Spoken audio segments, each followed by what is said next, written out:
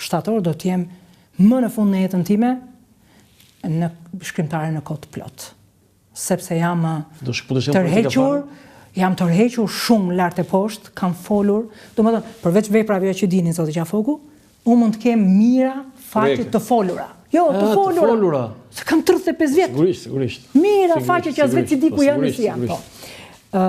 Por dua të mbaroj, kam një libër historik që kam, por e pa them këtu te ju, s'ka arsye ta them diku tjetër. Kam një libër kështu të shpejt, me penelata të shpejta politike, 50 shënime politike para se tiki. Kështu e kam titulluar. Para se tiki. Kapa, direkt se dhe do ta botoj në qershor tani, e do ja çoj edhe në parlament. Po. Penelata të lehta, jo libër i thellë. Se librin e analizës, se kam një libër me analizë të thellë, ku i shpjegoj çdo detaj, që të metet në simas sigurisht megjithëse marzhin e gabimit tim në gjykim. Se jam unë gjykoj ashtu si gjykoj, me ndjeshmëri, ndoshta me një dozë ndjeshmërie. Aty janë përzierë dhe kujtime? Pak a shumë me në formë rrëfimi. Që të mos jetë një gjë. Historiografi ta shkruajnë historianët, unë s'jam e asaj. Unë shkruaj siç e ndjej, atë që unë e kam ndjer. Jo bëhet referencë. Po roman, sepse ajo është gjinja jote. Kam një roman të gjatë që më ka rrëmby vite të tëra. Nuk e dija që romani historik donte kaq shumë. Dhe e kam e bindur që do të pëlqej sepse ta njoh nervin historik. Për 1914 jam e mahnitur me 1914. E besoni zoti Qafoku, nuk ka për të ndodhur kurrë në historinë e Shqipërisë që në një ditë të caktuar të jenë aq shumë të huaj që nuk vinë për turizëm, po vinë për Shqipëri europiane. Më 7 mars 1914 dhe nuk ka ndodhur kurrë në aq metra katror sa ishte Durrësi, ti kthehemi Durrësit ishullor, që të mlidhen të gjitha mendjet shqiptare nga ishi nga sishi. Një densitet i mendjes shqiptare në 7 mars 1914. Dhe ato janë dhe panje filmike të para në Shqipëri. Ajo ditë nuk ka për të ndodhur. Ajo ditë nuk ka për të ndodhur kurrë në historinë shqiptare. Sa e bukur. Domethënë aty jam i bindur që dhe këta shembën konakun. Këta bastard. Si u shemb ajo? Këta bastard. Ky është Edi Rama pra. Ky është Edi Rama sa do të. Shembi Edi Rama. Jo.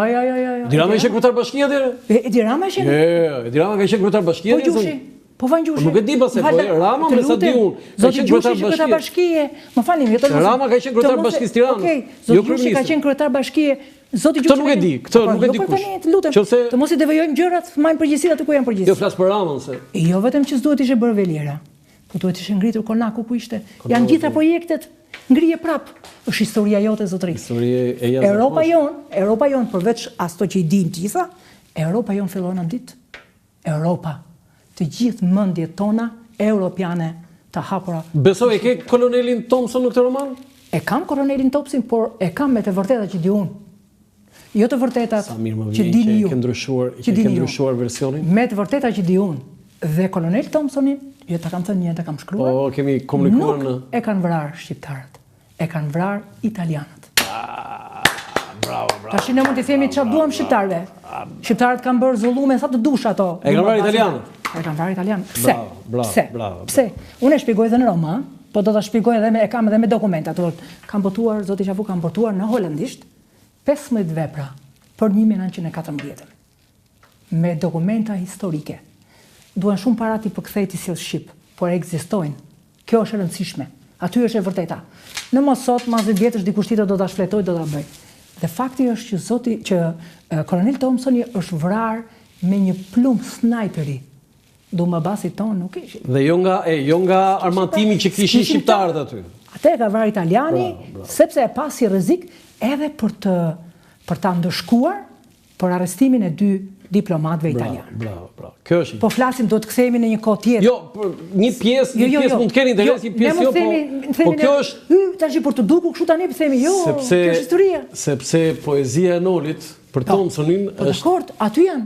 Po them që s'është faj tyre. Është jashtëzakonshme. Po s'është faj tyre, kishim neve. O burrat e ura. Po mirë, po kishim neve faj në atë kohë që nuk i dinin të vërtetat?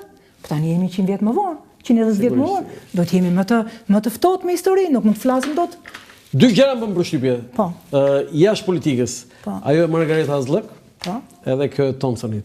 Po. Ndërsa për politikën, unë të falenderoj shumë Dr. Raçka, unë shijova shumë këtë bisedë, zakonisht shijoj bisedat kështu histori personale, po bisedë politike ti e shijova shumë sepse edhe kur nuk je dakord me ty, ti je qëndrueshme, konsistente, qëndron aty dhe ky stoicizmi yt të bën të rrisësh formatin tënd. Të falenderoj shumë qiq. Faleminderit, ti mbama në 35-ën kush i bënte debatet. Veç ti bënte mbreti kur ti bëshin ato që duhet i bëshin, shkonte i bënte mitat frashër. Ju dini mirë këtë histori. Kështu që po ai parlament zoj se kemi 105 vjetorin në vitin tjetër, po ai parlament me ata oratorë si madje Ali Kërcyra mbahet si oratori i parlamentit, s'kama. Zoj, falenderit edhe një herë. Falenderit shumë. Të nderuar teleshikues, ky ishte emisioni për sot nga Ura Lançafoku, mirupafshim.